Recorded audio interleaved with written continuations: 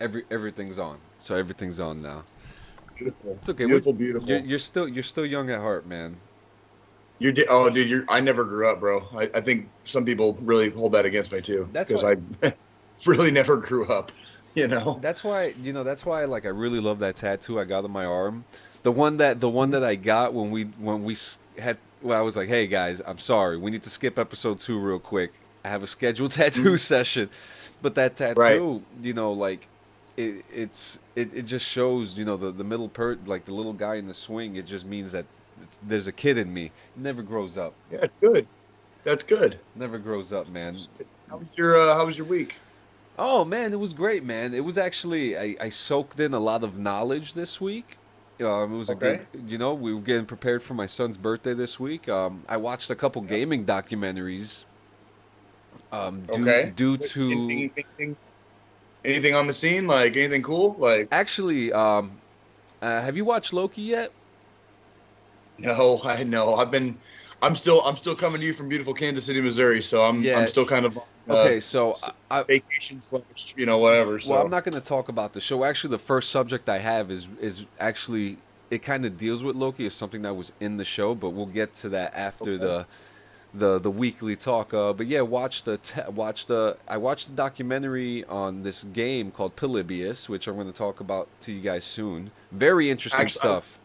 I'm looking forward to that because I'm very familiar with that story and that whole mythos. And Yeah, yeah, did you know that mythos goes so far back that there's actually a reference to it in The Simpsons? yeah, and, Did you know that? Yeah. I had to do the deep dive, and that was actually one of the last things that I found. I'm just like, oh shit, I remember that.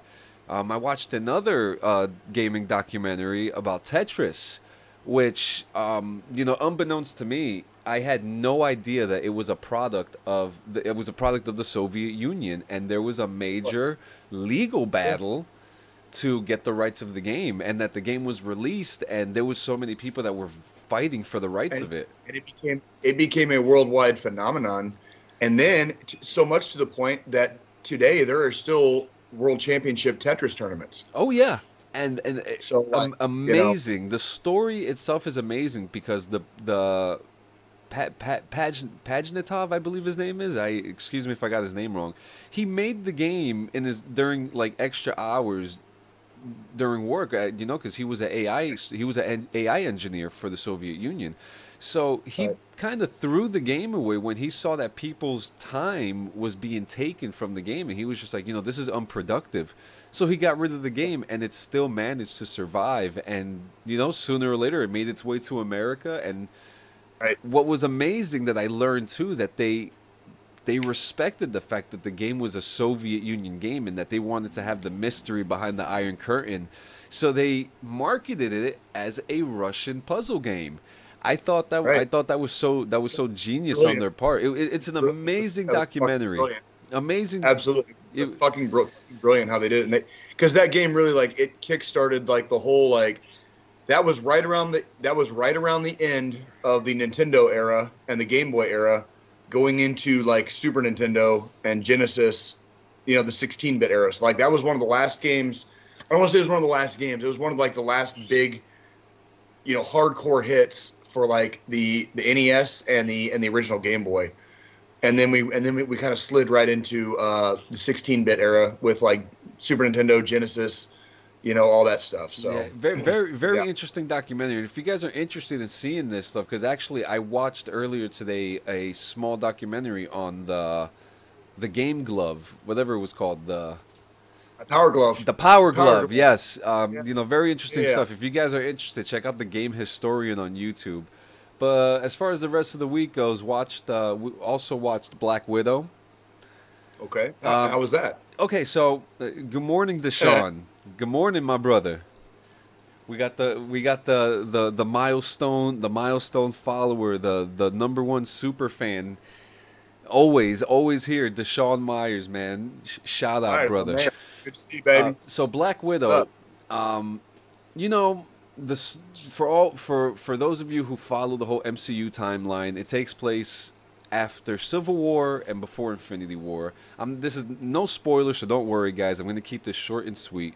The movie was a good movie to go back to in the theaters, as it was very action packed. Reminded me, there was, I had a lot of James Bond feels. There was a lot of James Bond feels in there. David Harbour, who is Hopper from Stranger Things, is the light of the movie. He is Really? just phenomenal. I like him. I'm looking forward to speaking of him and speaking of that character specifically. Like, I'm very much looking forward to season 4 of Stranger Things, and like, and he's a good actor. Let me tell you, he's the only, that I believe, the only one who had a perfect Russian accent. That doesn't surprise me, considering what we're about to see in season Stranger 4. Things, Okay. yeah. So he probably already had it down before they made Black Widow. So he did such a good job, and they really play into the, how do you say, the notion of the super serum. The good brings out the good, the bad brings out the bad. And if you watch this movie, you're gonna love Red Guardian so much. The movie was good. I personally feel like that this is the wrong story to tell to fill in a time that we have questions about. As far as what? Like, can you clarify that a little bit? Okay, so the whole notion of the movie was, where was Black Widow during Infinity War or whatever happened during Civil War. I forgot what it was. And there was, there's a lot of questions. Where was this person and where was that person? But, so they wanted to tell an origin story. Now, if you want to tell an origin story, I would expect other things. Like, in the comic books, I expect to see the Winter Soldier training the Black Widow like he does in the comic books. I also expect to see, just more in-depth stuff, but I didn't feel like this was an origin. It played along with the past, going in, it played along with the past and some little things, but it was more of a filler story of what happened in between. And I feel like the marketing made it feel like, okay, this is an origin story, when it wasn't an origin story. Okay, yeah. I see what you're saying. Yeah, absolutely. I haven't seen it yet, but I definitely know. Excuse me, I definitely know what you're talking about. What's up, Joe? What's going on, Joe Poe? Yeah, I see. And this is where you and me get a little divergent on some of our, I guess, MCU our perspectives. DC. Yeah, like this is not a movie where, unless it was like everybody and their mom was shouting from the mountaintops, you have to see this movie. I can wait until I can watch it for free. You know what I mean? Yeah, and it's like, I don't mind the MCU. I don't mind watching some of the movies. Every single one of them is entertaining to an extent. You know what I mean? They've all been decent movies. You know what I mean? But I think I saw Captain America: Winter Soldier. Definitely saw that in the theater, and that was a very good movie.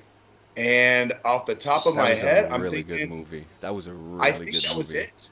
I want to say out of the entire MCU, that was the only one I went and actually spent money on in the movie theater. Everything else I saw kind of functionally for free. Artie, chill.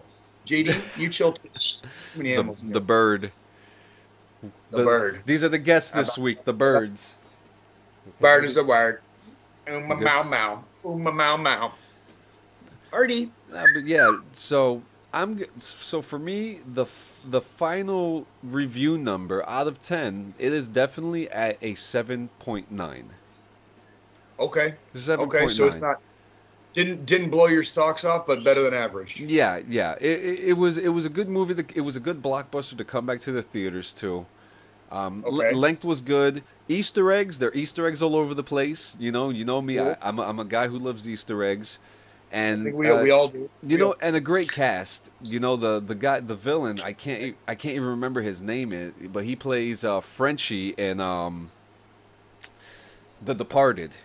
And he plays Dreykov, and his Russian accent's not really that good, but the last thing that I have for this week is mine and my wife's favorite show has started, Big Brother. And I love that you're into these like trashy ass TV shows. Yeah, I love it. I love it. And the reason why I'm bringing this up is because there is a veteran on the show. They usually have veterans every season, and and I'm a big fan of.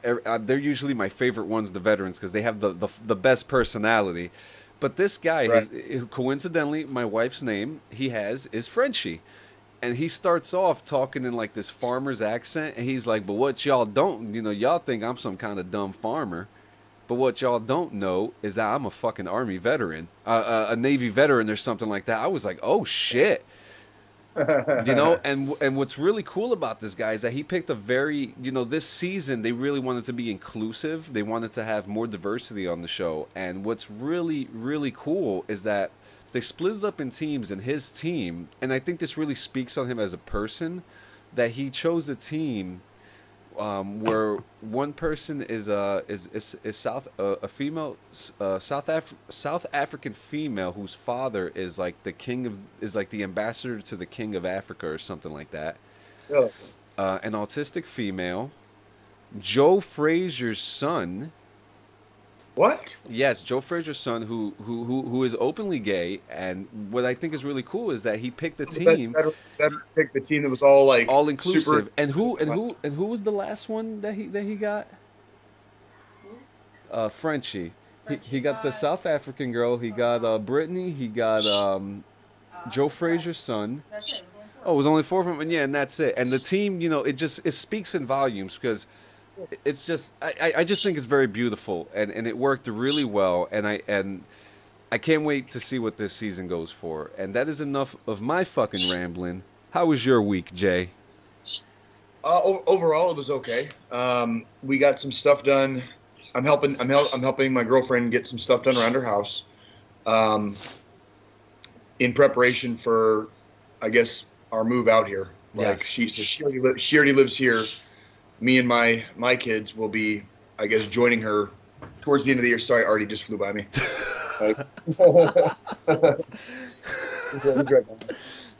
Yeah, for a second. The bird just flew by Jay. Oh, I heard. You probably got like a good video of me freaking the fuck out for a split second, right? Like doing the fight or flight thing. He just did the. That's great. Yeah. So, come here, Artie. Holy crap! Since you're giving me such a nuisance, come here. You would die. You want to? Okay, whatever. So, anyways, yeah. So we got some stuff moved around. We're not entirely done. We're probably gonna do some more stuff today. She's got to work tomorrow and Tuesday, so I'll be probably doing some more stuff in the house tomorrow and Tuesday. But we had a good time. Last night we went to. I saw some friends of mine from the Army, who happen to live here, in the Kansas City metro area. Not bad. So we actually went to their house to watch the UFC fight last night. So we had a good time. Like they cooked dinner, and we had dinner and watched the fights and just hung out and kind of caught up and reminisced and bullshitted, our way all the way through the UFC fights. And really that's really been about it. I think I sang karaoke one night, as I recall, and that's been about my entire week so far. It haven't really done too much per se, but it's been busy. The whole time I've been here in Kansas City, it has been fucking nonstop. So Welcome although home. I did eat some of the best fucking barbecue in the world the other night, though. I will say that. There's a place in Kansas City. It's called Q39. A little bit pricey, and I actually paid extra, and I literally just basically made myself like a meat platter. Jesus So Christ. I had like sliced sausage, burnt ends, thing of ribs, and oh god damn it, what do they call that shit? And this is how stupid the Army's made me over the years, man. I can't even think straight. God damn it, brisket. So I had like all four of those things on my plate. I'm probably gonna have a heart attack within 2 or 3 years. But Oh shit. I took that's the picture that I posted on my Facebook. So if you see my Facebook, the latest. yeah. It's like that. I literally made like a meat platter for myself at this restaurant, and then I didn't eat the whole thing in the restaurant. I ate like a couple things that I wanted to eat real quick, and then I boxed the rest up, and I basically ate meat for the next 2 days, basically off that platter. Meat eater. Meat eater. You already want to say hi? My wife said Well, John I would can't- die if a bird flew past him like that. Dude, it's time to face your fears. Yeah. Artie will do that to you. But he's a cool bird. He's sitting right here next to me, actually, right now. He's sitting right here next to me. He's a cool bird. But when he flies, like when you hear that, when you hear like that rustling by your ear, you know what I mean? Like you don't know what the hell's going on. Like it really does freak you out. Step up, Artie. Thank you, baby. Step up. You want to drink a beer? You want to drink a beer, Artie? That's what I thought. Exactly. Shut the fuck up. Yeah. Oh man, there was a time where me and my wife were in Central Park, and there was a bunch of geese in the pond, and she decided to attract the geese over by us, and I ran like a child shitting out of his diaper. Talking about shitting out of your diaper, what did you think of last night's UFC event?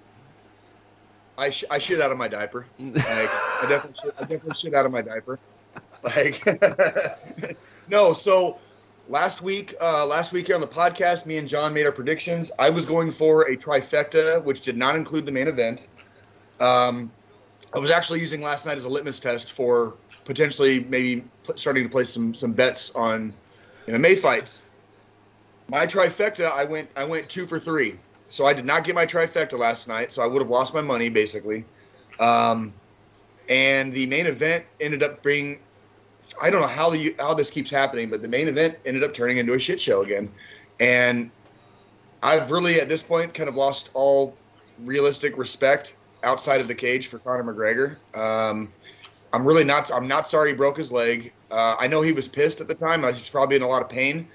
But the fact that he didn't really drop character after that happened really kind of just showed his true colors.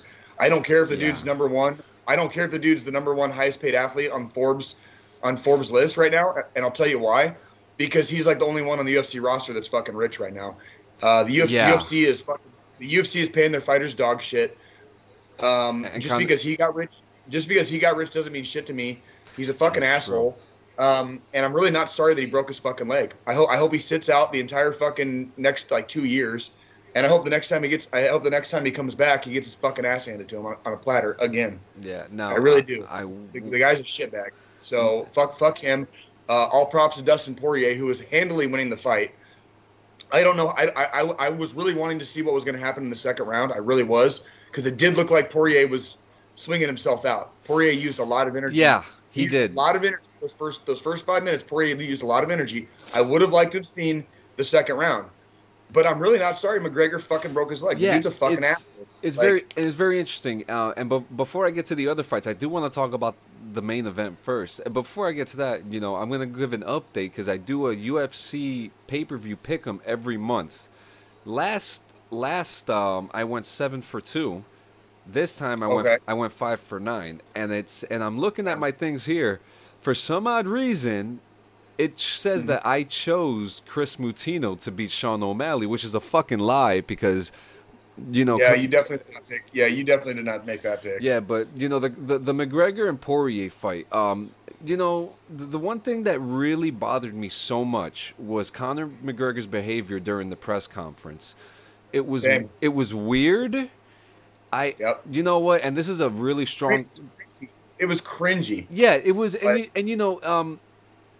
like I said, I'm a big Conor McGregor fan. I love his shit talk because it's the show. So I personally thought, okay, I knew there was some tension now, but I didn't think he was going to take it as far as he did. Not only did he take it far, the jokes, the insults weren't even funny. Even Poirier making fun of a dude's wife and shit. I mean, yeah, even Poirier himself said, this isn't you. Like, he made a comment like that. He was like, you used to have better insults like that. You used to have better insults than that, know? And personally, I kind of feel the moment that he came out and he picked up the hot sauce bottles and he squirted them and emptied them out and threw them, I was just like, there's something... Yeah, there's something wrong here. And there's a couple things that I suspect maybe something personal happened and he's taking it out, to have like this toughness thing. But then also, I also thought maybe he's either intoxicated or probably high on something, and we'll probably find that soon enough, with the drug test results coming out soon. But I believe there was something chemically wrong with Conor McGregor during the press conference. Well, it wouldn't surprise me. I mean, the dude's he is the richest athlete in the world as of right now. Sorry, the bird fluttered again. He's currently the richest athlete in the world as per 2020, 2021. The guy's got more money than God right now as far as like paid athletes are concerned. At this point, the dude needs to just hang him up. Like you got nothing to prove. But you haven't done shit since, what was it, 2016? 2017? The dude hasn't done shit. He hasn't done shit. I have to throw in something, though, Jay. Please do. Please do. That guillotine. Which one? The first guillotine that he caught Poirier with. Oh, that was impressive. I thought he might have had it locked. I really did. It was his legs. His legs weren't locking in the back on his back because Poirier was pushing too hard. It was too much strength. There's a way to lock in a guillotine where you don't necessarily have to have your legs anywhere tied up. Yeah. And for a split second, that's what I thought he had. I thought he had caught Poirier, and he was like a standing guillotine. It was a very impressive guillotine, I have to say. And for a split second, and good on Poirier getting out of that, because for a second I thought it was going to be a short fight in the other direction, not a one rounder that ends with a fucking broken leg. Yeah, you know what I mean. And it was funny because I saw him go down, and I'm just like, okay, it's over, because he was getting some good hits in. They were both swinging at each other, great hits. Yeah. And then that first time he went down, and then he had the guillotine, and I'm just like, holy shit, that's smart. That's good. And you could even tell that Poirier was not ready for that either, because who would have thought that Conor McGregor was gonna wrap his arm around his neck? Well, and he came out throwing kicks too. McGregor didn't throw a punch for the first almost fight. He threw about 6 or 7 kicks before he threw his first punch. Which they say there's one of those kicks is the one that actually broke his leg. So Deshaun, I know you didn't see the fight, Deshaun. What happened was the first round ended, but right at the end of the first round, McGregor stepped on his back foot, on his right foot, and his leg broke right above the ankle. Yeah. So it became a doctor stop. Yeah, and it was like, and he knew it was broken. Like the bell sounded, and he called the ref over, and the ref called the fight immediately. Like his leg is broke, and so like it was a shit show ending to a shit show person. Yeah, like that. Like now, it's just like yeah. Now, do you believe Poirier's claim that it broke during the check? Really? Yeah, because we were talking bone on bone. You're talking bone on bone. Okay.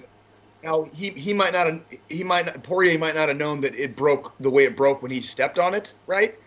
But you can feel sometimes like when they check kicks and they do stuff like that, or if you use your arm, like Poirier said, it went off his elbow, which would make sense. Yeah. If McGregor threw his elbow, or Poirier threw his elbow up and checked a McGregor kick with his elbow, he would have felt it in his arm. That's some type of a weird feeling when he checked it. Does that make sense? Yeah. So I do believe Poirier had an idea. He probably had an inkling that dude's leg is fucking hurting. And you know what? That makes sense too, because Poirier also made a claim that McGregor was grabbing his gloves to pull him down. I don't know if you heard that. That is a normal tactic in MMA right now. So, grabbing the gloves is a normal thing. Just like pawing at the air with your fingers out, which is why a lot of people poke in the eyes.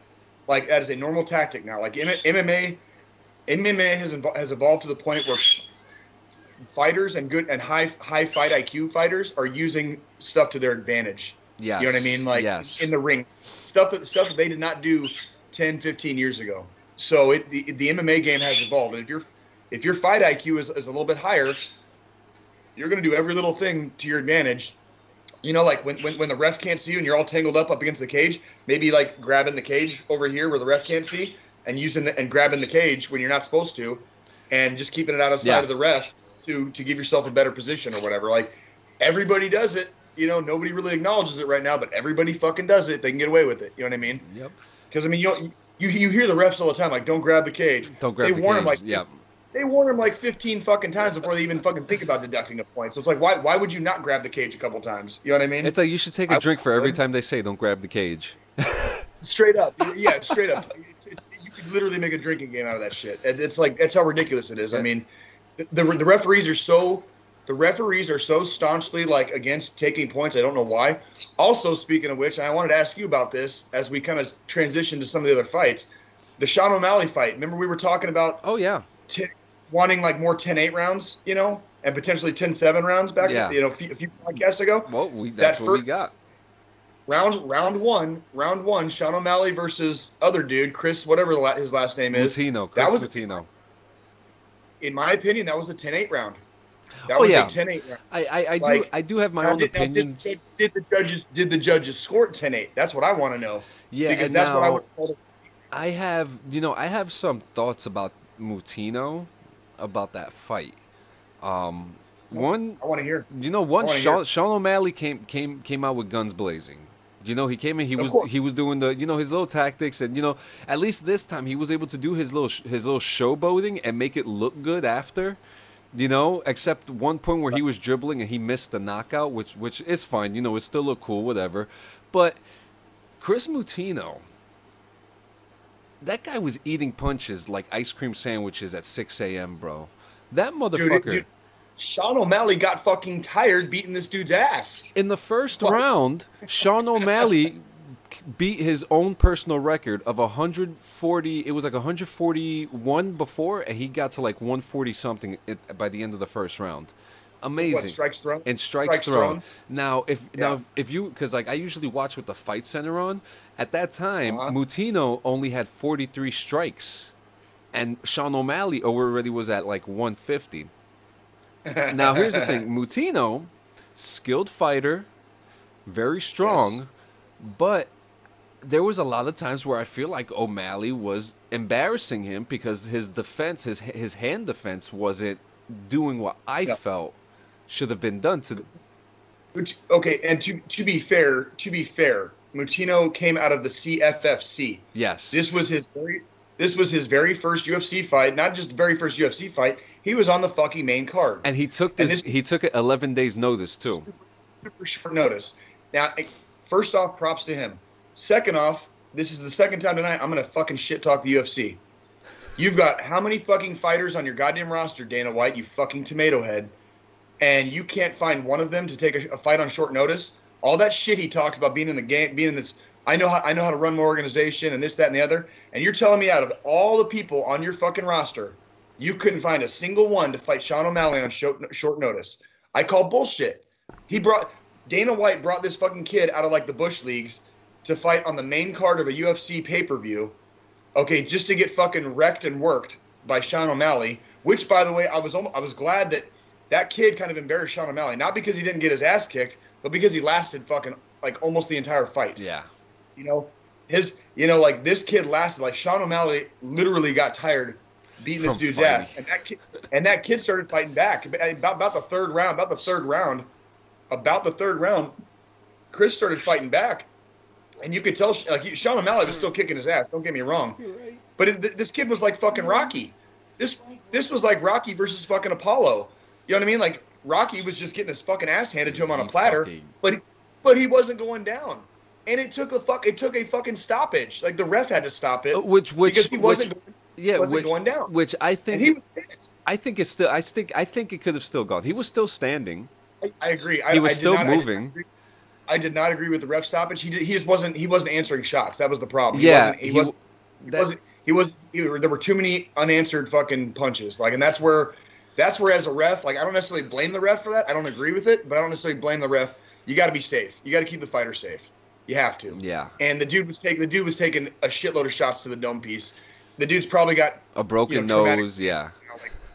But I mean, like, the dude's really good at stopping punches with his face, dude. Like, holy shit. Like, and Sean O'Malley was legitimately getting tired. Like, me and one of my buddies that I was hanging out with last night from the Army, we were joking, like, when you get into a fist fight, like, that Chris kid, man, like, that's the guy you don't want to fight. Because, like, that dude will literally, like, just eat everything you have. And, like, you're sitting there throwing punches, beating the dude down, and they just stand the fuck back up and just keep coming at you. And you're like, oh, my fucking God. Like, I'm getting tired beating this fucking ass. That's a good sparring partner. That is a scary fight to fight, bro. When you throw everything in the kitchen and they don't go down and they keep coming at you. And I think he went down twice actually. I think he went down through all those punches in the face, And he only went down, you know, we're saying less than 5 times. Impressive. I want to say the one he got knocked down in the first round, and that was just a Sean O'Malley caught him with a stiff jab, and he was off balance. So he basically like he went down, but he got booped right back up. You know what I mean? Like right back up. You just, you know, and I don't remember the second knockdown quite as much, but yeah, he was still coming at O'Malley like almost the entire 15 minutes. It didn't last. I think they stopped at like minute 3, I think, of round 3. There was 28 seconds left. 28 seconds left on the clock. So he went almost the entire fight. He went 14 and a half minutes. You know, and O'Malley did not have an answer. And O'Malley, by the way, is considered like kind of a knockout artist and a very quick one at that. Yeah. This kid usually first round knockouts almost every one of his fights. So. Yeah, and this kid took the whole fucking enchilada. Like with his face. His face. Deshaun Myers, we have 2 Conor McGregor comments here. One, he's a performance artist. He can get people hyped for a fight, but he no longer has the heart to fight. And one from Francesca Sanchez. Oh, he's done. Honestly, his shit talking was whack. What's up with him sticking his nose in the air the entire press conference? He was doing that. He was doing that. I can't respect it. I'm glad Poirier acted the way he did when he won. That's McGregor's karma for him. I can't disagree with that. I also agree entirely. That's when Poirier called out that kid that has cancer in the crowd and was like, "You're the real fighter." You know, like that. That's what UFC needs right now. I don't need a fucking rich asshole talking shit that he can't back up, apparently. Yeah. You know what I mean? I need a guy like fucking Poirier who actually like gives a fuck about other human beings. You know what I mean? Like a little bit more altruistic. You know what I mean? Poirier, I'm looking forward to Poirier mopping the floor with the current fucking champion. That's what I'm looking for. Oliveira, right? Oliveira. That would be a good fight. And you know, it's going to be a good fight, and I'm going to call it right now. My prediction, regardless of when this fight happens, I predict Poirier will fucking win and become the next lightweight champion. Oh yeah, it's in due time. You know, Poirier is coming into his own right now. You know, and then we also we have to do this quick. Holy shit! We also had Tuivasa defeating Greg Hardy. I did call that one. I apologize, my friend. I did call that. You know, and like I said last week, I'm a Greg Hardy fan. I love his story. I love his style. Tough. 2 tough guys. And let me tell you, Tuivasa came out to Spice Girls too. Wannabe. Hell yeah. Okay, this motherfucker came out to a Spice Girls song and knocked the fuck out a former NFL athlete. I mean, we're talking about hit after hit. Greg Hardy was winning the fight. Okay, that's my opinion. He was winning that fight. I don't disagree with that. And then all of a sudden, Tuivasa came out, boom, and dropped Hardy like a fucking sack of potatoes. It only takes one, homie. And that's exactly why I called Tuivasa to win that fight, because it was first round. And it was I believe with like a minute left. It was heavy. 7. They were swinging. Yeah, it was a good fight all the way up to that point. But it's in a heavyweight fight. I mean, bro, it only takes one. It takes one hit. And let me tell you, my favorite fight of the night was Wonder Boy versus Burns. That was my trifecta breaker. And Wonder Boy. Man, he fought a good fight, but he really disappointed me. Wonder Boy, again, that is probably the last time I will bet on Wonder Boy because hey, what's up, Alex? What's up, my brother? Yeah, you know, it's very interesting, you know, because Wonder Boy, you know, what was that jersey thing I said with Alex and Johnny? What was that? Go ahead. Go ahead. You know, but great fight. And actually, you guys are right in time because we are going to play a game called, it's going to be called Sex Position or Gamer Tag. Oh God! Now, let me guess. I'm the one playing this game, right? Yes. So what I'm going to do, I mean, you're gonna see this, and you know, because we got to have our things. You know. You know, that's a special one. If he has the answer right, you're going to hear this. Okay. If he has Okay. it wrong, you may either hear this, My detector test determined that was a lie. or... All right. There are no rules to this game. The only rule of the game is to get it right. Sex position or gamer tag. It took me about a week and a half to find all these names. I got a review of the game and I was crying. What? Yes, Francesca said. Oh yeah. All right. We're gonna mix this up. All right. All right. All right. Right. All right. All right. All right. Number one. The first one is Pubes Peep Show. Pubes Peep Show? Yes. That's got to be a fucking gamer tag. That has got to be. Pubes Peep Show is a sex position. What is the sex? Are you also going to tell me what the actual sex position is? Some of them. Some of them. What is a pubes peep show? What does that mean? A pubes peep show is when you get it's a oral position, and Okay. it's apparently it coincides with you not shaving your pubes and getting oral. So that's the peep show. Oh man, I thought it was gonna be like where you like wear like a bathing suit or something, and like you got like the pubes hanging out or something, you know? That's actually good. I'm actually kind of afraid because I told my wife that I'm afraid I'm going to be giving you ideas for some of these.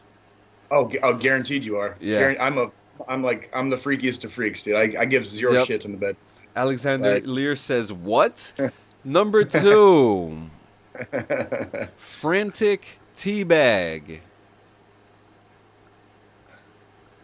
That's again okay. That's got to be a sex position. Frantic teabag is a gamer tag. Yeah, man, dude, what the fuck? Like 0 for 2 right now. You are 0 for 2. 0 for 2 right now, man. 0 for 2. Freaking out right now. God damn it, frantic. God damn it. I hear my wife cracking up in the kitchen. Number 3. The back-breaking boner. That's got to be a sex position. Jay, Thank you are you. You are 1 for 2, man. You are 1 for 2. 1 for 3. 1 for 3. 1 for 3. 1 for 3. All right. The next one is Tiger Style. Ooh. Yeah, That could I know. definitely be both. This one's a flip of a coin. This could be both. I'm gonna flip the coin and I'm gonna say gamer tag. It's actually both. Give me a fucking trick question. Yeah. Fuck you. It won't be the only one either. Shameless squirts.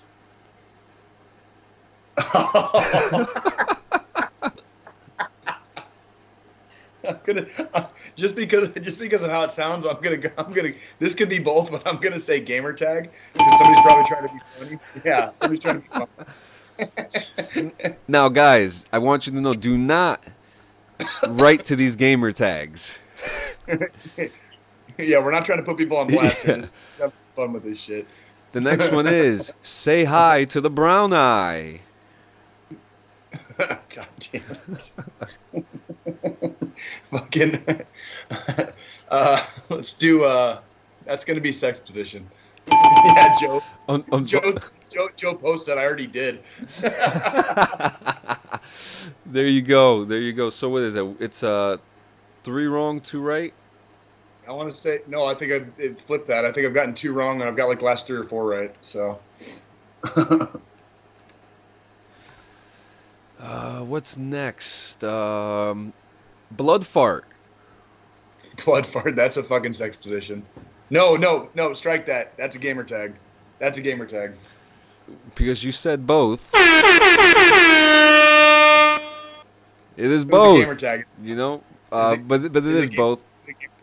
Yeah, it's actually what's funny is that's the first one I found. Alex, my God. My God. Here comes my favorite one, Bulge Ultra. Bulge Ultra. That's gonna be a gamer tag. That's gonna be a gamer tag. Yes, it is. Some of these position gamer tags are just like when you just have completely forgotten the face of God, and you're like just wallowing in the darkness, you know, of like some dank ass freaking like, you know, cesspool of a fucking dive bar. Joe says Joe says my anus is bleeding. My anus is bleeding. Yeah, you ever see like the fucking internet cartoons like the spoon is too big? Yeah. You know? Oh freaking, man. Like when you're just like, it's the end of the night. It's 2:00 in the morning. You're hammered, but at the end of the bar is just a warm body, and you get to take them back to the hotel room and just do literally whatever the fuck you want with them. Like that's all of these. Like, come on back to the hotel room, little lady. I'm gonna give you the blood fart. You know? Like, Hey, how much for a blood fart? It sounds like a, yeah. you know. Can I give you $50 extra for the tenacious tea bag? You know, like. Oh man. The next one, Night Chode. Night chode? Night Chode. Night chode. I'm gonna go gamer tag on that one. Could be wrong. There we go. That's it. There we go. Francesca, I hope you're keeping score. I hear her.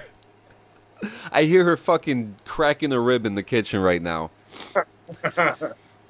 So these last ones, Okay. are the best ones. Okay. I may not be able to get into some of them because they are highly controversial, but I don't care. you're gonna like these ones. The next one is called Simba. Simba, that's a sex position. I feel like you know this one. I feel like you know this one. Why don't you tell our listening audience what the fuck a Simba is? Oh man, so guys, so the Simba, you know, all I'm gonna say is that you know the scene in Simba when he's spreading the dirt across his forehead. We'll switch the dirt with a bodily fluid and, you know, call it a day. Circle, the circle of life. This one actually is actually pretty good, real funny. Screw-unicorn. Screw-unicorn. That is going to be a gamer tag. Fuck you. What's the screw? Well, okay, what's the screw-unicorn? Guys, you're gonna have to Google that one. Oh, really? John's getting scared. Everybody hear that? John's Yeah. getting scared. The next one Don't be scared, dude. Don't be scared, John. Jesus hates a pussy, dude. all right. The next one is called the San Francisco Bird Feeder.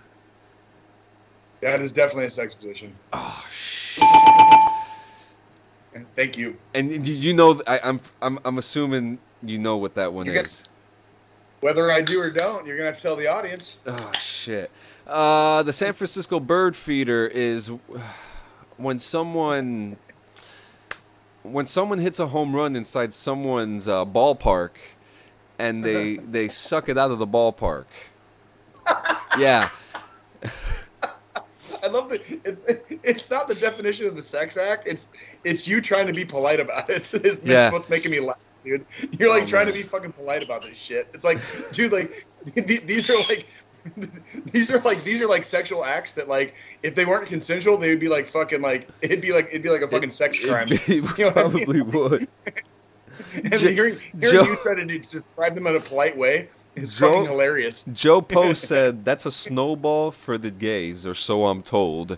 Snowball, yeah. They used a snowball is usually when if somebody receives a load in their mouth and then you kiss them on the mouth, that's a snowball. That's a snowball.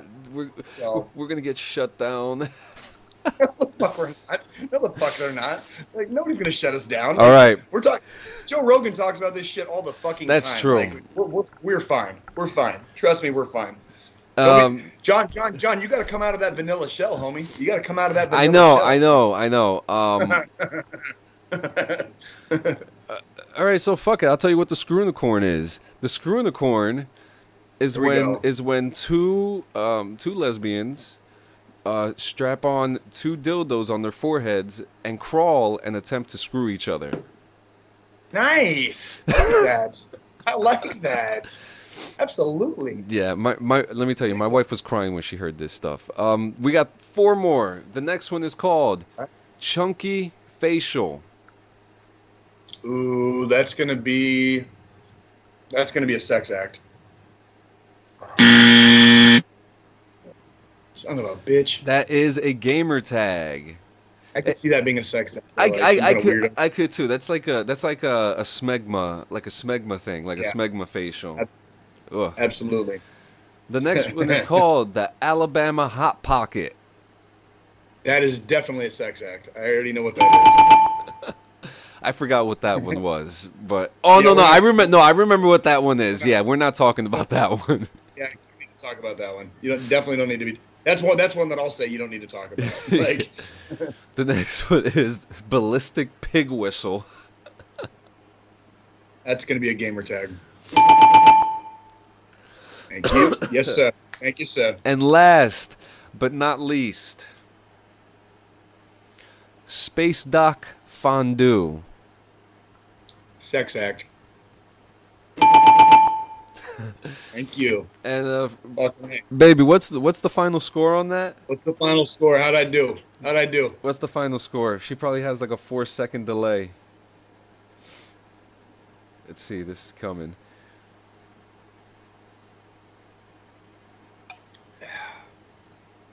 I'm gonna save this in my documents. SP or GT?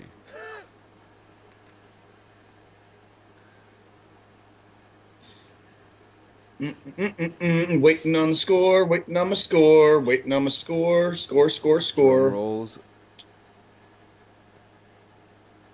Drum roll, please. Hang on, I'll be right back. Is she making cake? Oh. The suspense is killing us. Is it not, Alex? Is it not? The suspense is killing us.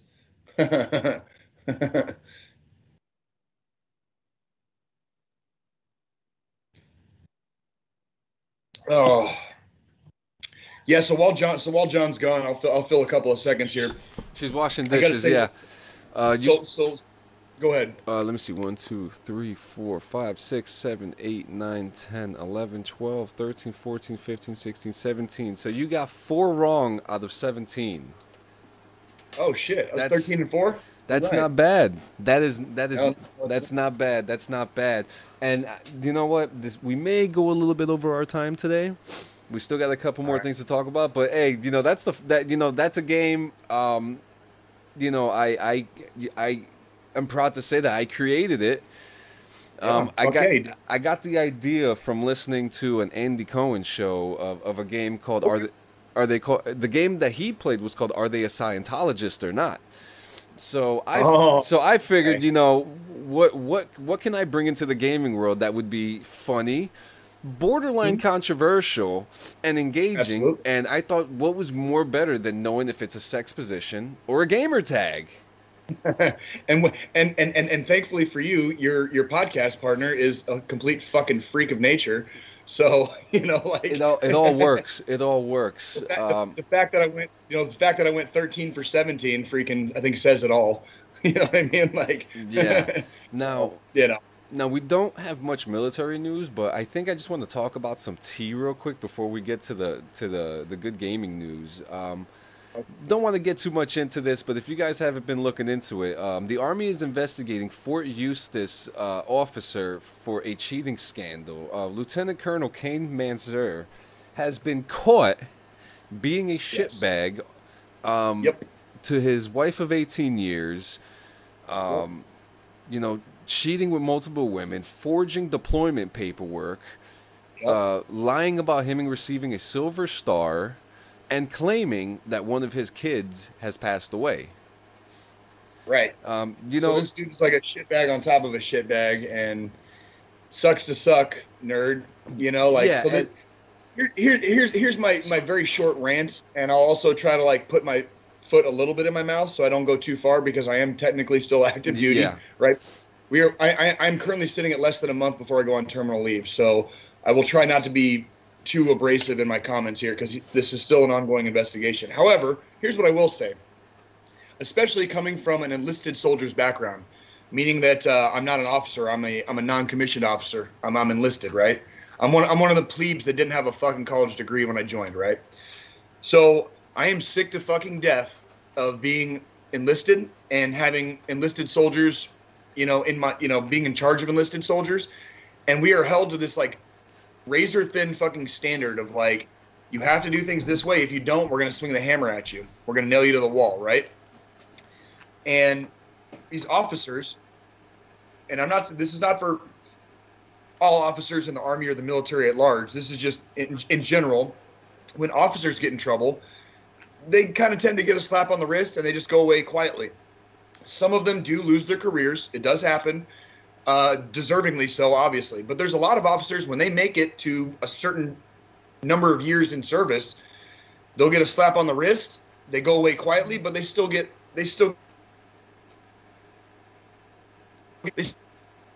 pension, their retirement. This guy's a lieutenant colonel in the Army, which means he probably already has close to, if not 20 years in service. Okay, so the real story is going to be when everything is said and done. Is this guy going to get to go home with his retirement? Even if they bump him down a pay grade, is he going to be able to retire at the rank of major? You know, and that's the shit. That's the shit that disgusts me because I've lost soldiers out of my formation for much lesser offenses. And they got kicked the fuck out. And They got kicked to the curb, and the Army said, fuck you, and kicked them to the curb. And they just had to go back to fucking the world like that, basically. You know what I mean? And I want to see what the fucking Army does to this fucking cocksucker because it's bullshit when guys like this abuse their power, their authority. He fucking lied about having a fucking Silver Star. You know, he carried on with not just one, but fucking multiple affairs. This dude was like setting up franchises. To quote one of my favorite movies, Fight Club, this motherfucker was setting up franchises around the fucking country with other women, you know, and what a fucking dirtbag. He bought the titles for one of them. Officer or not. I don't care if you're an officer or enlisted or whatever. You're a fucking dirtbag. If you're a civilian and you do the same shit, you're a fucking dirtbag.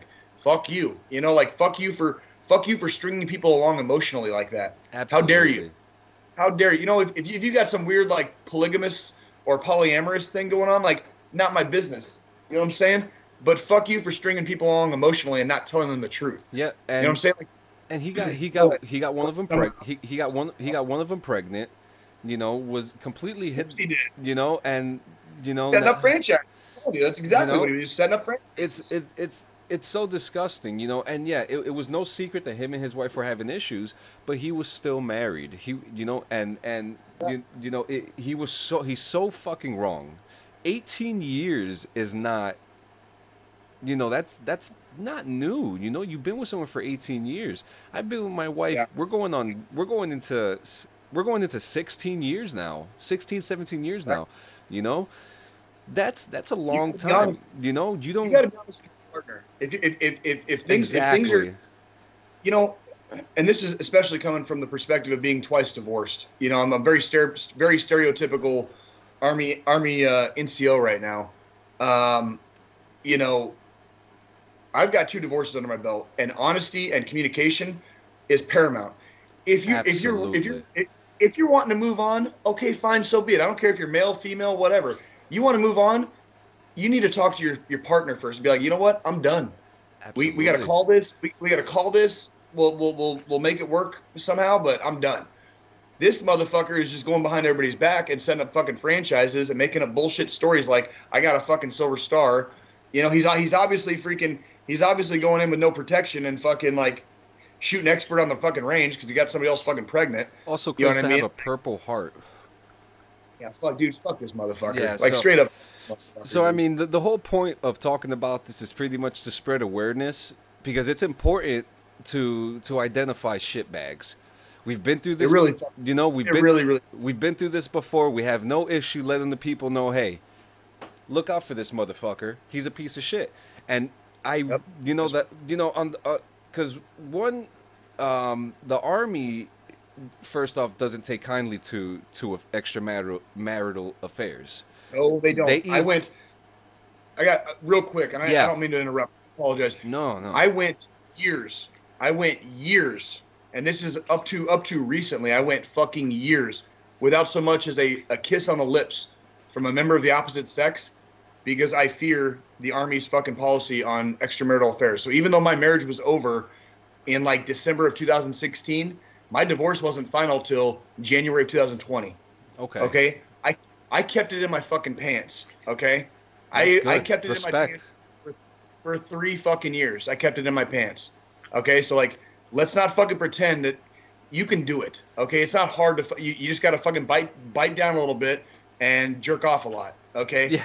But I went fucking years without so much as a touch from the opposite sex, if you can imagine. As an adult male, if I can do that shit, somebody else fucking can. If your marriage fucking sucks or your relationship sucks, I don't care if you're a man or a woman, you need to fucking be honest with people, okay, and quit being a fucking pussy.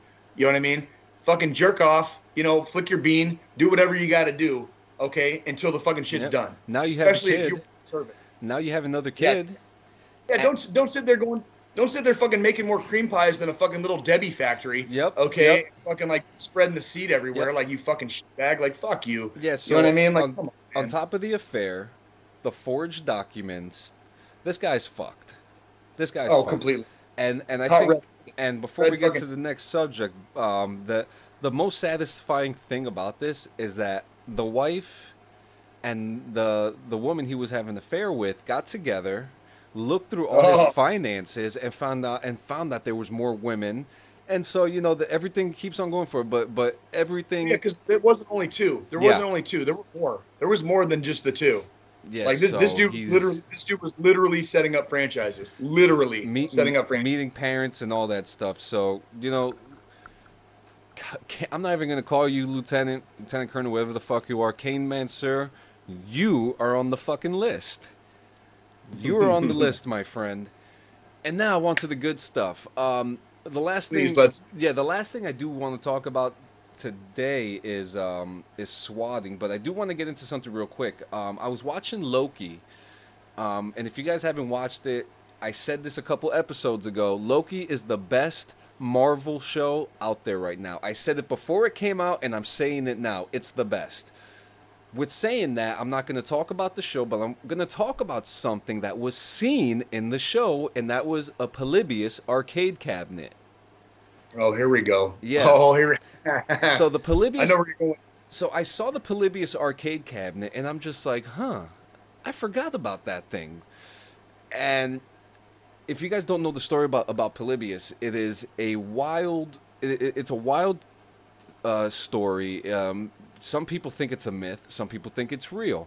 Some documents that I have found myself has shown that 16 of them are in government custody and 1 is missing, which is very interesting. But quick history about it. The arcade came out in 1981. Now, for those who know the history of arcade games, arcade cabinets weren't really a thing until 1984. So 1981, this was considered probably the first arcade cabinet ever made, possibly. And in Portland, what was the game allegedly about? Because I know there's like a whole mythos around Polybius. So there was no. The game's supposed to be. So as I'm still deep diving into this, I don't think there was an actual story to the game.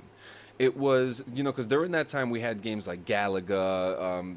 We had these like weird graphic Space Invaders, Free Pac-Man. Exactly. So the early days of arcade gaming. Yeah. So we're looking at something like that. But the whole thing.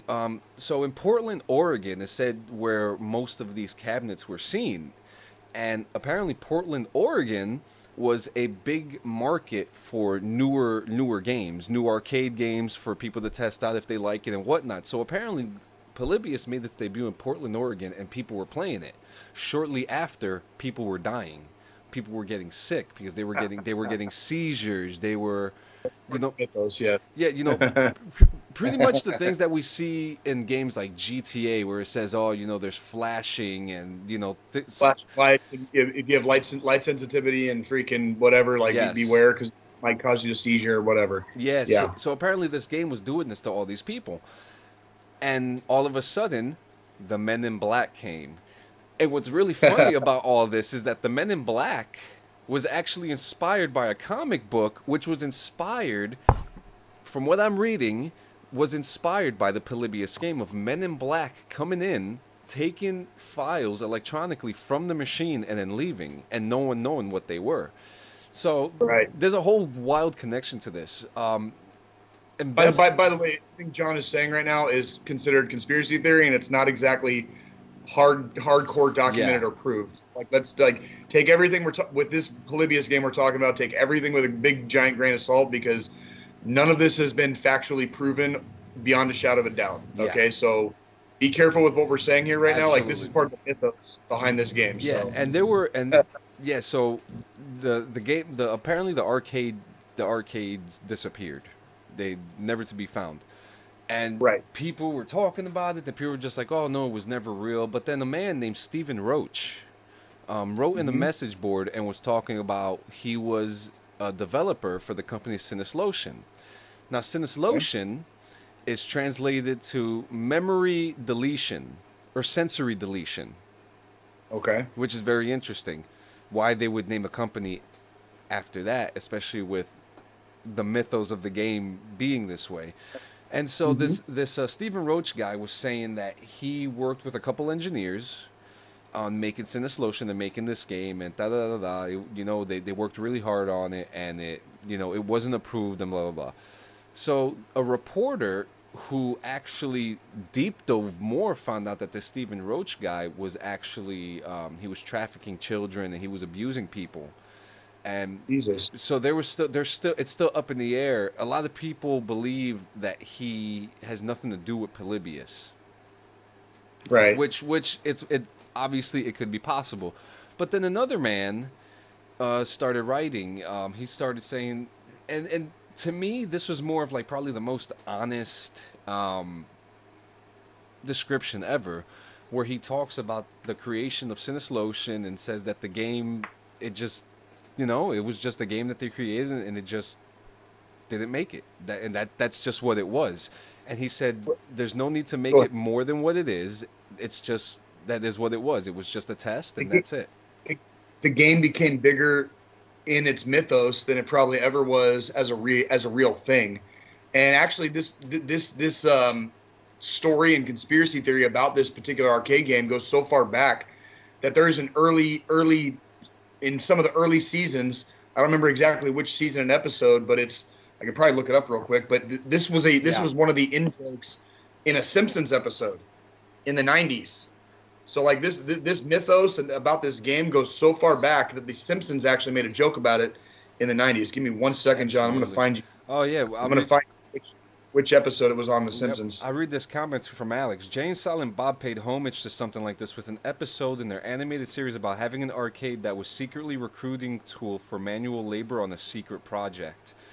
And that's actually very interesting too, because I actually read that Polybius, that one of the conspiracy theories surrounding Polybius was that the game was made by the FBI in order to fuck with people's heads, in order to recruit what would you call, like, good qualified soldiers for the future. So it's very interesting that you bring that up, Alex. Well, okay, I was wrong. Polybius made its appearance in The Simpsons in 2006. So I was wrong about that. So it was season 18. So I was way off on that one. I was way fucking off on that one. Well, 2006 was a lifetime ago, so it's still, for some that's still early, but for people like 15. For people like but us, that was yeah, but it was post internet though. I thought it was a joke in the 90s, but I was way off on that. So it was post internet. It was post internet. Can you see Artie? There he is. Ladies and gentlemen, welcome Artie the Bird. Welcome, Artie the bird. Yes, sir.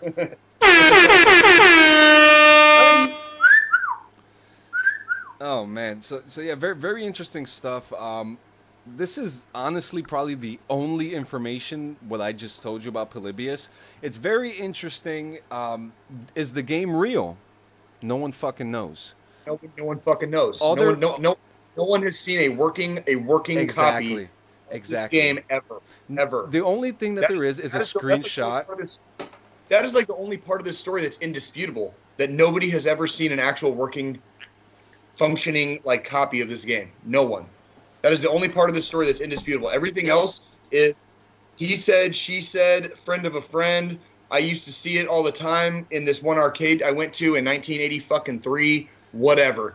It's all fucking hearsay. Except the fact that nobody has ever seen a working copy of this game at least since the fucking early to mid 80s. So if it ever did exist, which it very well it might have existed. There's other games that are lost out there. There are other This is not the only arcade game that is considered lost. Yeah, this one just seems to be the one that. This one grew its own fucking story.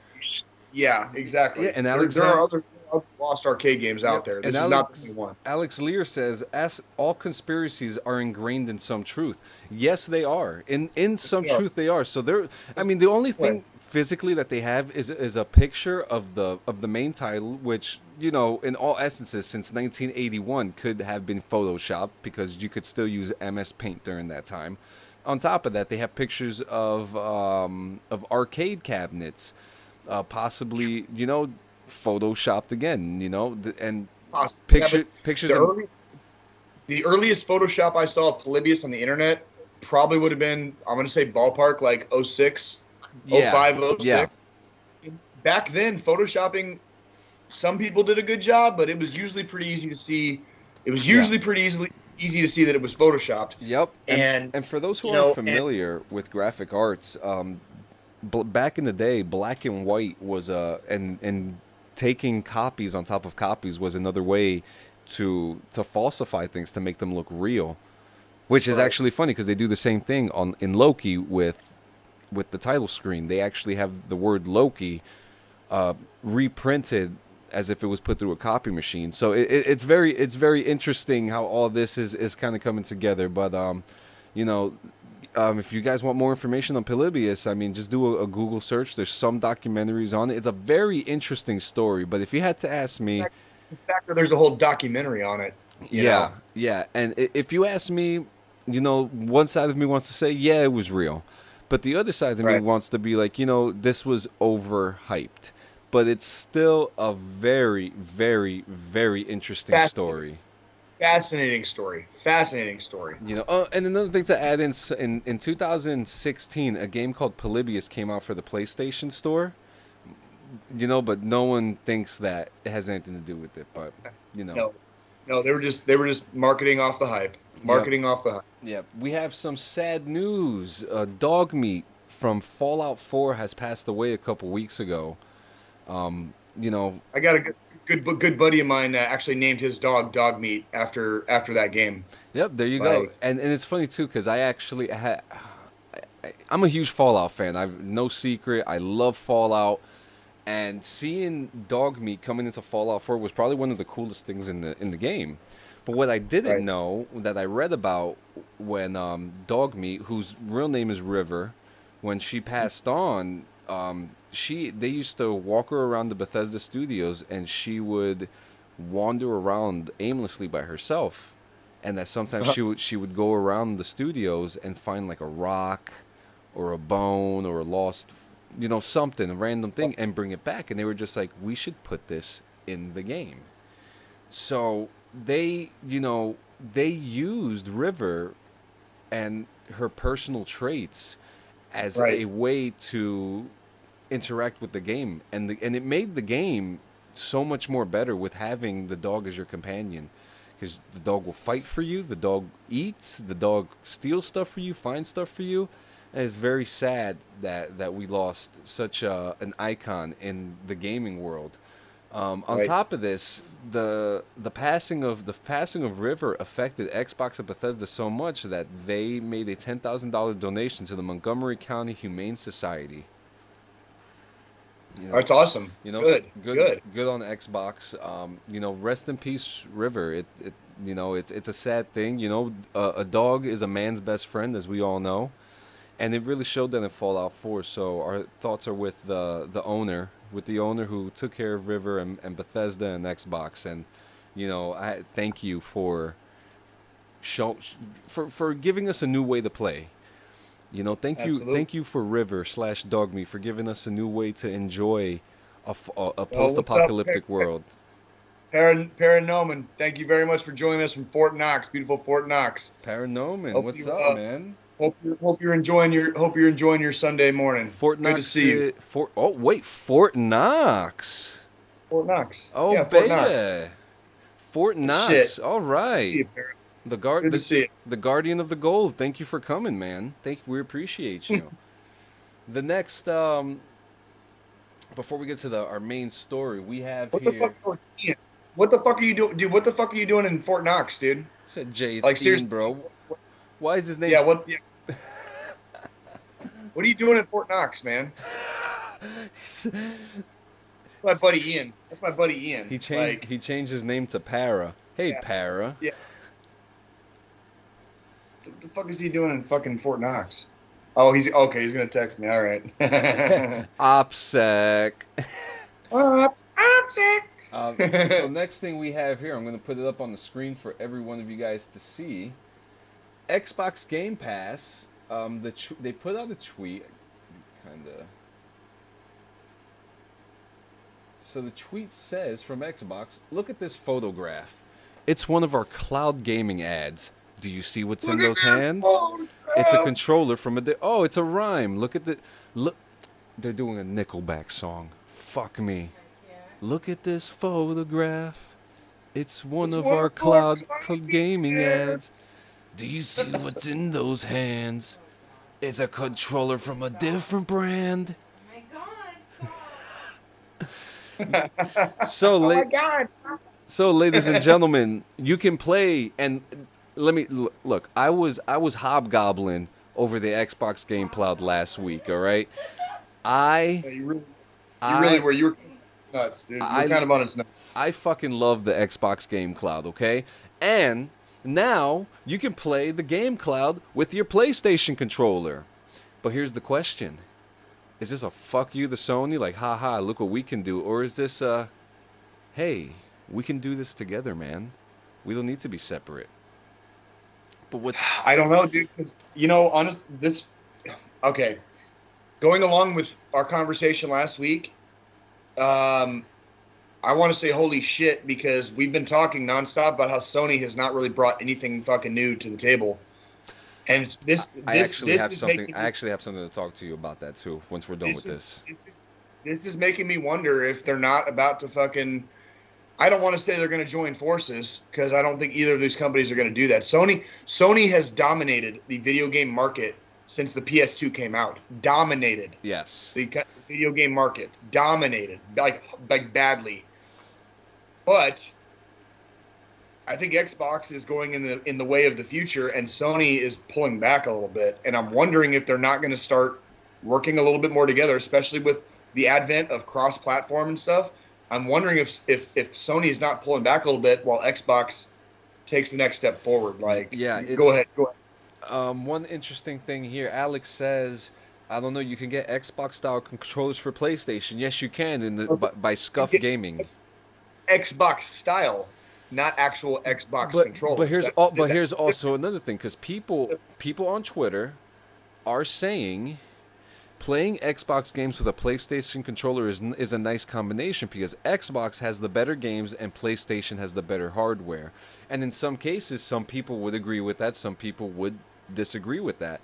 You've regularly played PlayStation and now you're playing Xbox. What controller do you find more comfortable? Me personally? Yes. Honestly, this last month, after having played both, neither. They're both about the same to me. Okay. I honestly don't like. They're both the same. You have four buttons, two triggers on each side. You know, like the right button and the right trigger, right. You know, left button, left trigger. They both have that. You know, you have your directional pad. and you have your options and your start button. I mean, they both literally have the same fucking thing. Like I It's just a little like they switch some of the this is me. things. This is gonna be Jay being the casual gamer that I am. Like I don't give a fuck. Like they're both the fucking same to me. They have the same exact button scheme. So like what's Yeah. the like once the Xbox controller is a little bit fatter, the PlayStation controller is a little bit skinnier. Like I like there's sometimes I like a little bit of meat on my bones, and there's sometimes I like to go fucking skinny. Big fucking deal. Right? Like Jay likes the fucking pussy, right? So Yeah, there you go. I don't give a fuck. And I'm actually surprised to see this. So Alex says it seems like Sony is going more towards entertainment and Xbox is going more towards gaming. I do agree with that. As Microsoft has so many, especially for disabled individuals. Sony was doing that years ago with the PS2 and the PS3. They were marketing more of a multi-platform entertainment system versus a hardcore game device. You know what I mean? Yes. The PS2 was one of the original, I remember for the original Xbox, you had to get a separate device to play DVDs in it. Yes. The PS2, the way it came out of the box. Already played DVDs. You can play DVDs and Blu-rays. Like, I remember that shit vividly. So, I mean, that's like, you're talking, Christ, when was the PS2 fucking, like, 2002, 2003? That was almost 20 years ago when that shit came out. I think it was earlier than that. 2001 maybe? 2001? Like 2000, March 4th, 2000. There you go.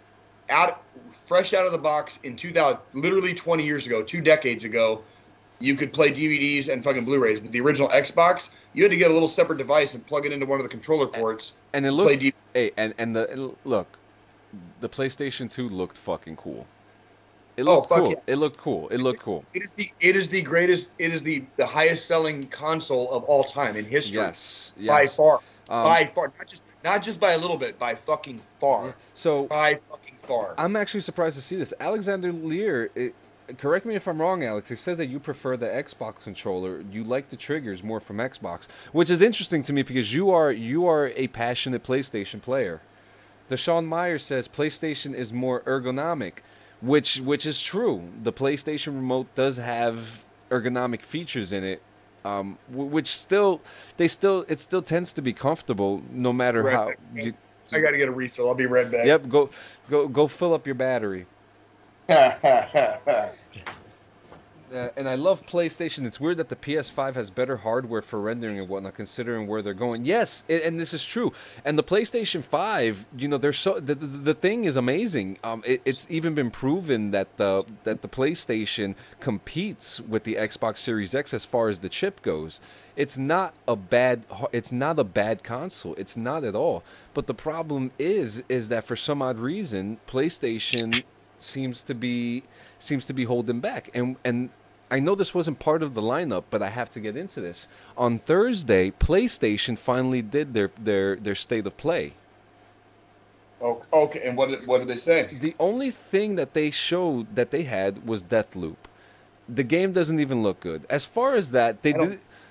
Now here's the thing. Here's the thing that pisses me off. You have, and like again, I hate the fact that I'm talking shit about Sony, and I hate it, and it's not easy for me, and I'll tell you why. We've been doing it for weeks now. And we look.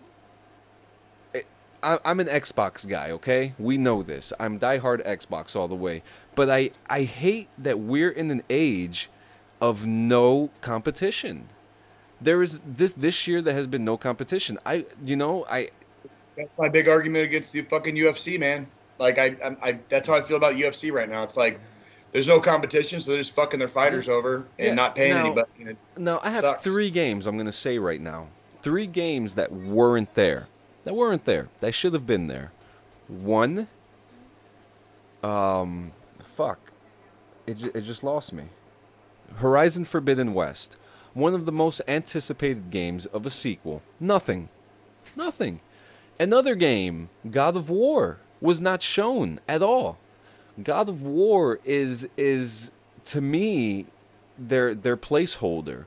It's their standard, and there was nothing there, Yep. and it really, we are in an age where our games are getting better and better. They're getting better and better. And I give it, look, Sony has some of the greatest exclusives of all time.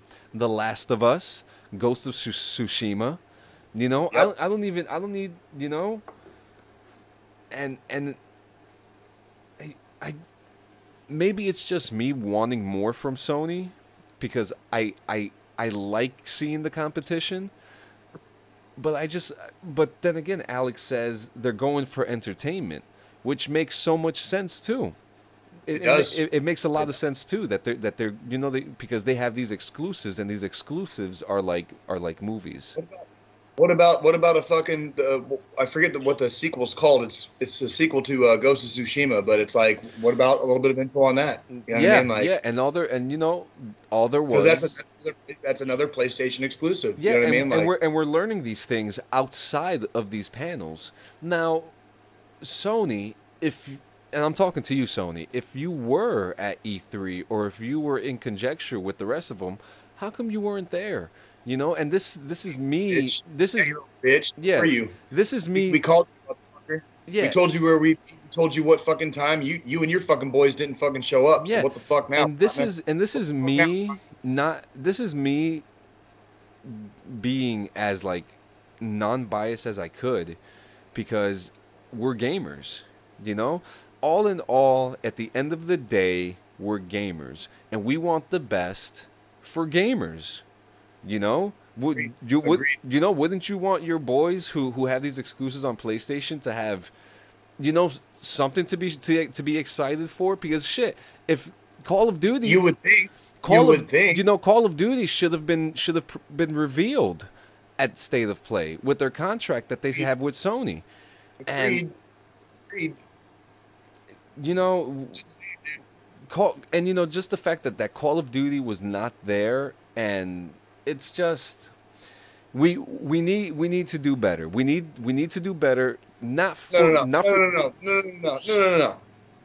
we, fucking Sony. Sony needs to do better.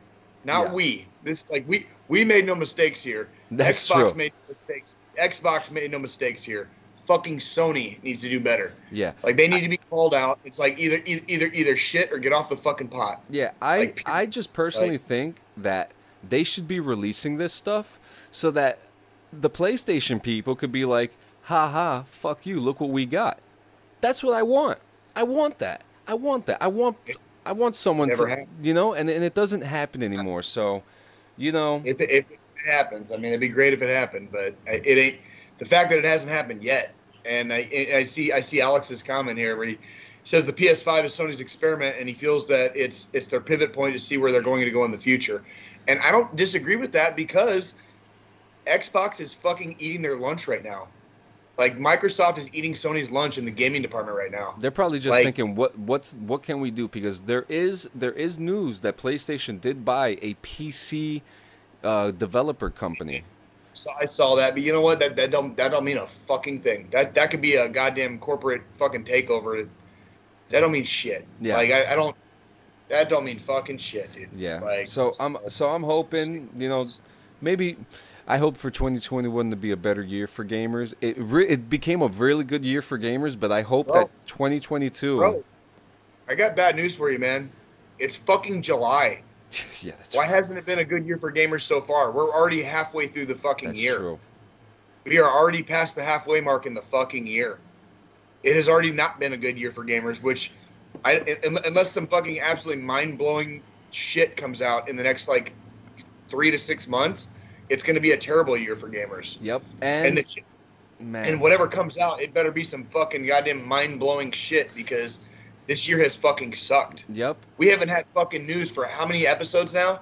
You know, Yeah. like actual like legitimate gaming news. Yeah. We haven't had shit to talk about on this podcast. Even for E3, fucking months. even Months. E3, there wasn't that much to talk about. sucked. There was nothing to It talk fucking about. sucked. And this last You and me sat there. You and me sat there. Were like boring. Like fucking for like 90% of the fucking whole like thing. It was lame. Yep. Lame. And before Like, we get into swatting, Alex here says that's what we need. We need to make PC gaming accessible and have all titles available to everyone. I mean, look at Activision and Rockstar. Oh shit, he said the R word, Jay. He said the R Really word. fucking R word, Alex. I'm not happy about They that. they have been Go ahead. writing. Go ahead. Go ahead. They have Go been ahead, writing John. the Go ahead. complacent success of Warzone and GTA Online. God fucking damn it! All right, this is exactly it. Okay, because you cannot buy a PC unless you're making the decision to pay rent, or if you want to buy a PC. It's correct. You know, That's correct. And That is correct. you're the cheapest PC that I've been able to find, $1,500. Okay, that is someone's rent. That is a 1-bedroom apartment in New Jersey. That's correct. Okay, That is correct.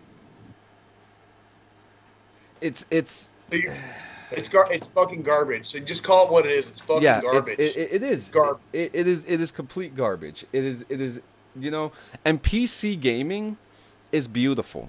It's beautiful. I'm sure it is. I but not cannot. everybody can fucking afford that shit. I cannot stop fucking playing Microsoft Flight Simulator.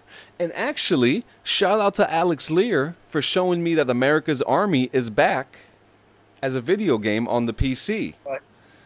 What? Yeah, it's, you know, that we will, once I have some more stuff to talk about with that, we'll talk about that next week. But yeah, we're gonna our last segment. We're gonna talk about swatting. It's you know, this is Been going on for a while. It's been going on for a while. Yeah, it's nothing new. I mean, this has been going around since Twitch TV used to be called Justin TV. You know, this is, and we're talking. This is like a 20-year thing now. To start off, one, it's disgusting. Two, you could possibly ruin someone's life. Several people have been Killed. innocent. Some people have been innocently killed because of this too. What is stream sniping? That's a whole nother episode. Stream sniping. What is swatting? Swatting is when someone is streaming a video game or streaming whatever, and someone smart, someone relatively smart finds a way to get your IP. Now, before I continue with this, there's several ways of them to get your IP. In certain video games and certain panels in your computer and in your console, it will your IP address will show up in your information. Now, if some programs and panels will actually give you the opportunity to hide your IP address, so things like this doesn't happen. You know, 'cause it's fucking serious. So, for example, I could be streaming and I could be looking up my internet connection on my PC, and let's say, because I normally stream one screen already, the whole screen's showing, so it'll show like my taskbar and stuff like that. So, if I click on my control panel and my IP address shows up, that means someone now has access to get my information, to figure out where I live, possibly where I work, pretty much anything. IP addresses are very, very dangerous, and if you don't have a VPN, I will admittedly say I do not use a VPN. I don't feel the need to use a VPN. You're pretty honest guy, John. So I can understand why you would not necessarily feel the need to go that route. However, you will always hear your friendly neighborhood Jay recommend that if you are going to stream, especially if you stream if you share your stream to our GD214 gaming page, if you're a member of this community, this gaming community, if you're going to share your stream, I recommend that you use a VPN. And the reason I say that is for exactly the reason that Jonathan is about to enlighten us all on. Yes. So go ahead and continue, please. So I'll tell you a story of one person not being innocently killed, but certain streamers. Recently, two streamers that I do watch, and I watch a lot of streaming because I like soaking in information. I like getting in news. And actually, some of the news that we're going to be getting into next week is going to deal with a lot of the esports teams, which is going to be a nice addition into our news cycle. So two streamers. One of them goes by Summit1G, and another one named XQC. We're both streaming. They're playing their games. The XQC chat, you hear ba ba ba ba ba ba ba. You hear the door, and then you hear put your hands up, you know, following protocol, you see the streamer put his hands up and he gets up off the thing, and you know the camera is still rolling. Now remember, when these things happen, 90% of the time the camera is still rolling, so there's always evidence of what's going on. Sometimes the camera is facing a specific direction where you could see everything. Sometimes that streamer may be by his wall and everything happens behind the camera. Right. The important thing is to listen to everything, and how, you know, how XQC, the streamer, was very, very cooperative. Why wouldn't you be in the first place? You know, if you got guns pulled on you and you have no weapon of your own, you better do what you're told. That's all I can say. Yeah, and if you do have a weapon, don't pull that shit out, because it's just going to look even worse. Don't be fucking stupid, because I'll tell you right now, I've had guns pulled on me like more than once, put it that way, in life. It's not fucking fun. It's not fucking cool. And all that Hollywood bullshit you see in the fucking movies goes out the fucking window. Yeah. You're literally staring down the barrel of a fucking firearm. You will fucking die. If you act stupid, you will fucking die. Yep. So don't ever be fucking stupid in that situation, please. And Alex Lear, you're right. This is gaming OPSEC. Gaming OPSEC. That's right. This is exactly what it is. Exactly why I use a VPN. It's exactly why I use a VPN. And so if you go into some games, like for example, Call of Duty, they have a whole section in your options. They have it's like a streaming status or streaming safety, and the same thing with Forza Horizon, where one, it'll change the name of the gamer tags of the people that you're playing with, and two, your IP address will not be shown. This is very, very important. Now, with some people, like some of these hackers, what they'll do, I don't know. I don't understand the whole gist of getting information through an IP address. But if they're able to get your address and be able to send the SWAT team to your house, pinpoint your IP. Okay, so your IP address is basically very similar to your street address. And the more digits they get out of your IP address, it homes in your location of basically your router. It's your modem and your router. And it homes in the fucking location within fucking 10 to fucking 25 meters. Yeah. So basically, if you're in a house or just like, say, an apartment complex, if you have that location down to 10 or 25 meters, you know which fucking portion of, you know, the geographic area that person is in. That's how, and then they fucking cross-reference that with, like, say, like Google Maps. You can put in like a north-south like grid code, grid coordinate, and then it's like, oh, there's a fucking house on this street within 10 to 25 meters, and it's like that, like this IP address is coming from this little circle right here. Like, no shit, no shit. It's got to be that house. Yeah. So then they fucking call the cops and they say like, hey, I saw a dude kidnap somebody, and they fucking their van parked in the fucking driveway at this address. And it's the reason it's called swatting is because they'll accuse people of committing crimes. Basically, Artie, get the fuck off this computer! Oh my god, holy shit, he's fucking my shit up like bad. They'll accuse people of crimes that basically get the SWAT team called. Yeah, you're being a dick. Stop. And you know, obviously, we all know the SWAT team. They're not going to knock on your door nice. They're not going to ring your bell.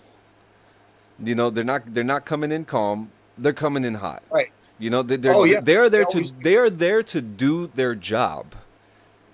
You're calling them in an emergency to have them assist someone in a traumatic situation, possibly, you know, like you said, kidnapping.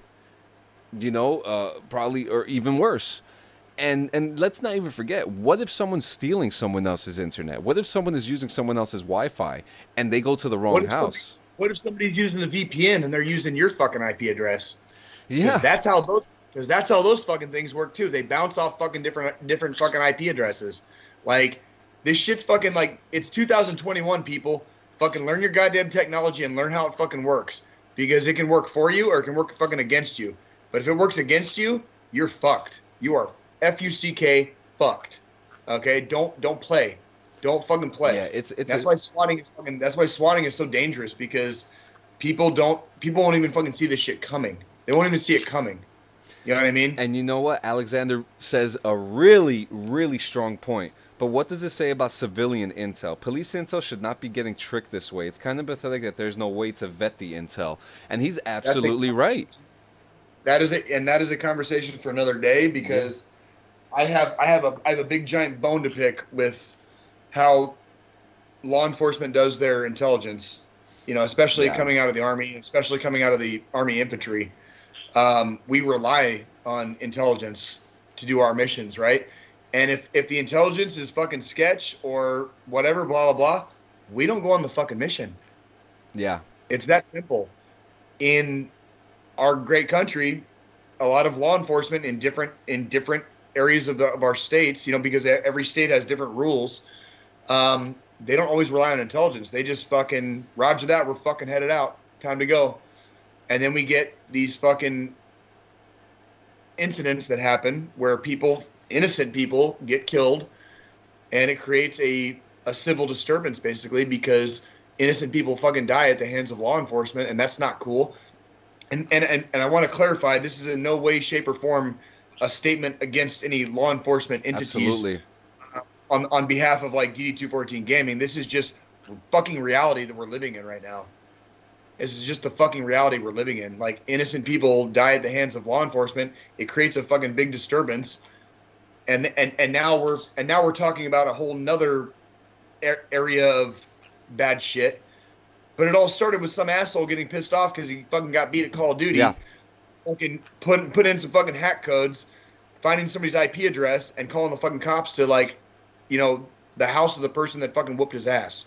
Yeah. Right? And, you know, like, that's how it fucking starts. It's exactly how it fucking starts, and it's bullshit. And what's even more bullshit is that there's a lot of people who will write to you after you kick their ass in the game, and then they'll be like, and then they'll threaten you. They'll threaten you and be like, "I have your IP address." Like, how fucking childish. Like, okay, you know, Roger. You know, in talking about this, another streamer, Summit1G, has been constantly getting swatted. One of the last videos I watched of him, he claimed that to be swatted 4 times in 1 week, so bad that he had to move his family out of the house. You know, yeah, because he's so good and fucking whooping everybody's fucking ass. Yeah. So he, like demolishing everybody. Yeah. So he, you know, so he was talking about how the cops come to his house and now they're ringing his bell, because now it's come to the point that they're coming to his house constantly. They know. And he said, and he says, I wanted to move, but now what happens if I move out of here? That maybe I may have a SWAT team that doesn't know who the hell I am, and they're going to come in here and probably do something according to what the intel was given from their mission. You know, correct. You know, and you know he's one of the lucky ones. He's one of the lucky ones. That right there is admission of guilt and evidence. Wow, it's like witness protection instead it's gamer protection. It's very true, and it's so crazy that people. We live in the age of petty. We live in the age of the influencer and the age of petty. You know, everybody wants to. It's so stupid. You know, the most important thing, guys. Again, we're bringing awareness to this. Hide your IP addresses. You know, safety is more important. A lot of us in this group, a lot of a lot of gamers are parents. A lot of these gamers try to find another way to make their lives better by becoming streamers. You know, and some of them, like one streamer, shout out Cookie Johnster. I like that. He's Cookie Monster, but Cookie Johnster. His name is John. I think he's a veteran too. I got a great streamer.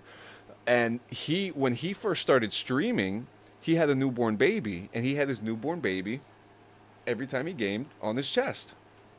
Awesome. You know, these streamers have lives too, and you know, and so do the SWAT team. You know, that's also true. Also true. Which it's not. I'm glad you made that distinction, because it's not just dangerous for the person getting swatted. It is also dangerous for the SWAT team. Yes. Because depending on which door they kick in, it might not be a happy day for them when somebody gets violently, like their house, like violently, like barged into. It could be a bad day for the fucking police too. Yes. And you know, and that's where, like, this is a shitty, dangerous situation all around over some petty ass, dumb ass fucking bullshit. It's petty and dumb to call the fucking cops, or even like it's not a joke. Like, you don't call the cops for a fucking joke. Yeah. I mean, I don't know about you, John. The way I was raised is like, you don't fucking dial 911 unless it is a legitimate, true blue, absolutely, emergency. You don't ever fucking call the cops. You call the cops if it's fucking life, limb, or eyesight. Basically, like if somebody's gonna die, somebody's gonna fucking get mangled, like, or you need like medical help immediately. But outside of that, you not fucking dial 911. Everybody should know common sense. I mean, there was a whole book about it. Yeah, but common sense ain't so fucking common though, is it? No, and that's the sad part. And not we, but those idiots, stop being so angry. Stop finding a way to ruin someone's life, because now you're getting charged for it now. You will get charged for it, You will get charged, and you will be charged for probably manslaughter, and it's not involuntary because it's your fault that you called the SWAT team, You're ruining someone's life. You're probably traumatizing a young kid. What if that family has special needs children? What if, there is so many layers and factors to this shit that it's not funny. It's not funny. And Alex Lear, I pranked a Chinese delivery once when I was 14, ordered food to my nemesis house. And that's the best thing, because they're still getting paid for the delivery no matter what. I'm just saying. Okay? True. Listen, there's some things I would love to do to my enemies, but I would never swat them.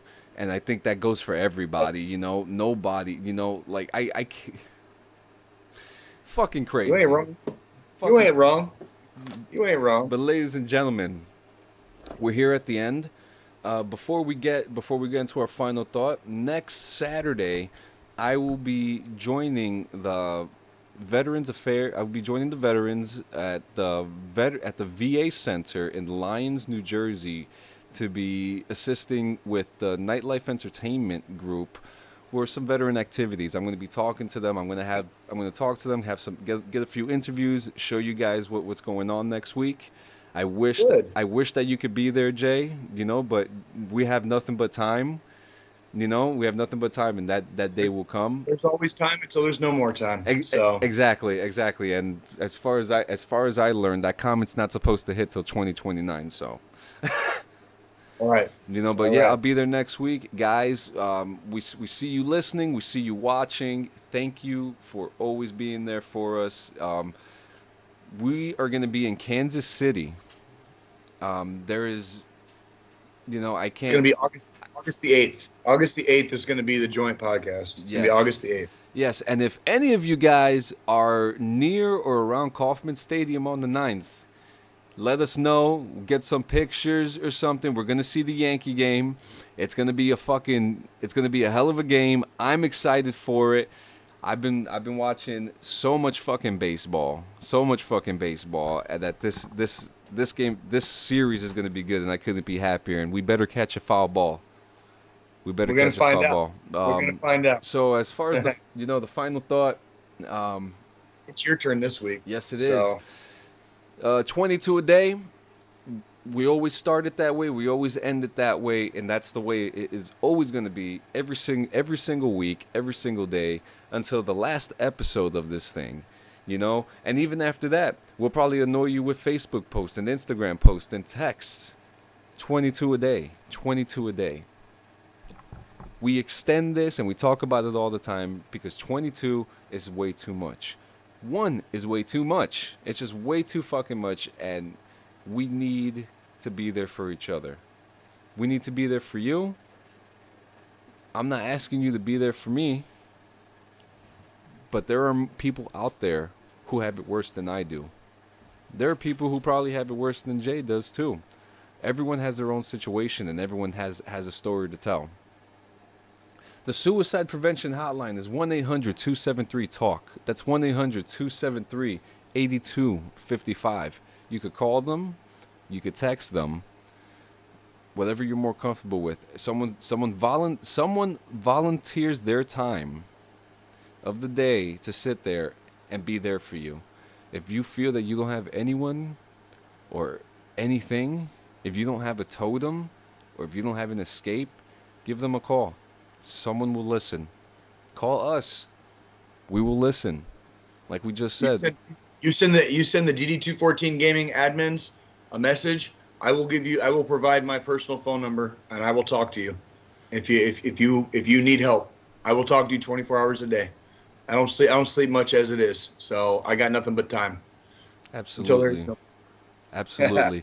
You know, we're all we got.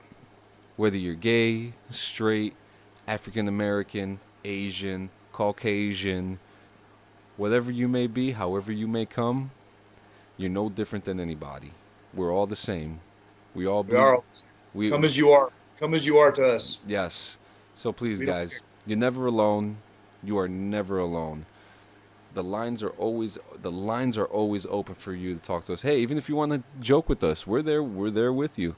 Give us a call. You are not alone. We love you guys. We can't wait to see you next week. We can't wait to see you in the coming weeks. Lots of, you know, this new era has been a blessing. It's been great. It's been fun. It's been funny. It's been better. And you know what, man? I can't wait until I'm fucking there with you, shaking your fucking hand and giving you a fucking hug. And you know, it's gonna be good. But ladies and gentlemen, thank you so much. We love you. Don't forget to swallow the homies good night.